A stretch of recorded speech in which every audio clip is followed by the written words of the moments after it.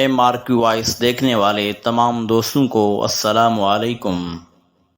رزق اللہ تعالیٰ کی عظیم نعمت ہے، اس کے بغیر حیات انسانی کی بقا محال ہے۔ انسان کی دنیاوی زندگی رزق پر ہی منحصر ہے۔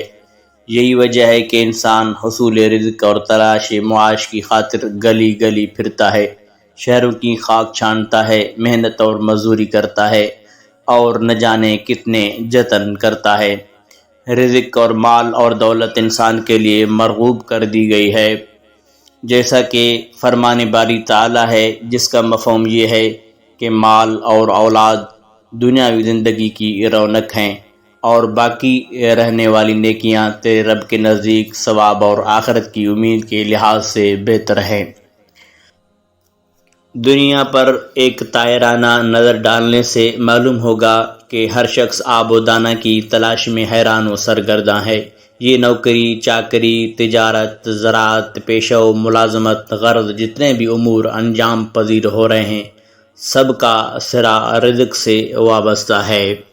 اب آئیے ان امور کا تذکرہ کرتے ہیں جن سے انشاءاللہ تعالی رزق کی تنگی دور ہو جائے گی۔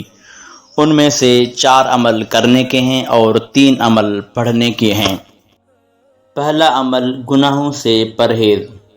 رزق میں فراخی اور وسعت کے لیے گناہوں سے اجتناب لازمی امر ہے۔ انسان جب بھی کثرت گناہوں کا ارتکاب کرتا ہے تو اس کی وجہ سے رزق میں بے برکتی اور تنگی پیدا ہو جاتی ہے۔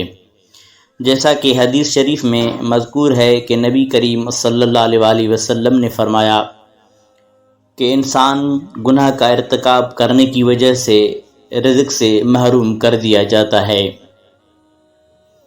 محترم ناظرین، یوں تو تمام تر گناہ تنگی رزق کا باعث بنتے ہیں، لیکن خاص طور سے زنا اور فحش کام ایسے گناہ ہیں جن کے متعلق خاص طور پر نبی کریم صلی اللہ علیہ وسلم نے ارشاد فرمایا کہ ان کی وجہ سے رزق میں تنگی پیدا ہوتی ہے۔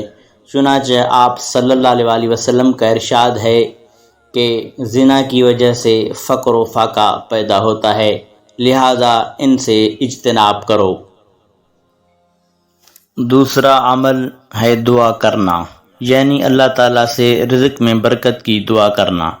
جب انسان کو رزق کی تنگی کا سامنا ہو تو اسے حق تعالیٰ کی جانب کامل عاجزی اور انکساری کے ساتھ متوجہ ہو کر رزق میں برکت، وسعت اور کشادگی طلب کرنی چاہیے، کیونکہ فرمان باری تعالیٰ ہے کہ ادعونی استجب لکم، مجھ سے مانگو میں ضرور دوں گا۔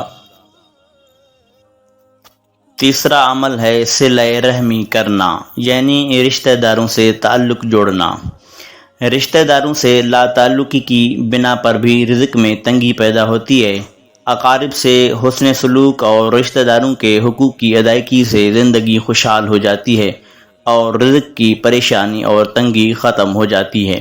آپ صلی اللہ علیہ وسلم نے فرمایا، جو شخص یہ چاہتا ہے کہ اس کے رزق میں کشادگی ہو اور عمر میں برکت ہو تو اللہ پاک سے ڈرتا رہے اور رشتہ داروں سے تعلق قائم کرے۔ چوتھا عمل ہے صدقہ کرنا۔ صدقہ اللہ تعالیٰ کے غضب کو ٹھنڈا کرتا ہے اور بلاؤں، آفتوں اور پریشانیوں کو دور کرتا ہے۔ صدقہ کرنے سے بھی رزق میں کشادگی پیدا ہوتی ہے۔ چنانچہ جس قدر بھی ممکن ہو نہایت اخلاص اور للہیت کے ساتھ اللہ کی راہ میں صدقہ کرنا چاہیے، جس کا صلہ دنیا اور آخرت دونوں میں ملے گا۔ پڑھنے والے 3 عمل۔ پہلا عمل سورہ واقعہ اور سورہ طارق فجر اور مغرب نماز کے بعد ایک مرتبہ پڑھنے کا اہتمام کریں۔ دوسرا عمل فجر نماز کے بعد 70 مرتبہ یہ آیت اللہ لطیف بعبادہ یرزق من یشاء وہو القوی العزیز پابندی سے پڑھا کریں۔